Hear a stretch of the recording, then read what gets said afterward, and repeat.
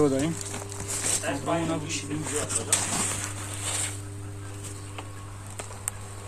Şu anki çalışma alanımız bu şekilde. Çalışma alanı burası. Ekri de yapılacak.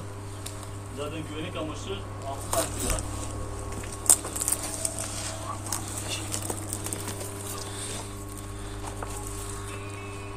Uygun da çalışmaya başlıyor.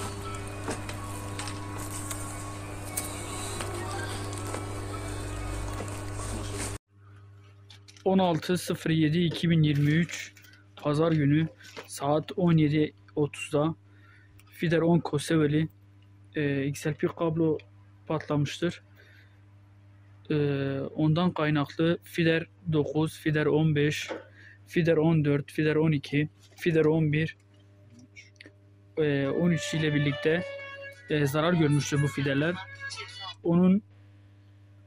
Onun için bu fiderler şu an açık ve kablo onarımı yapılıyor. Kablo onarımımız bitmiştir şu an.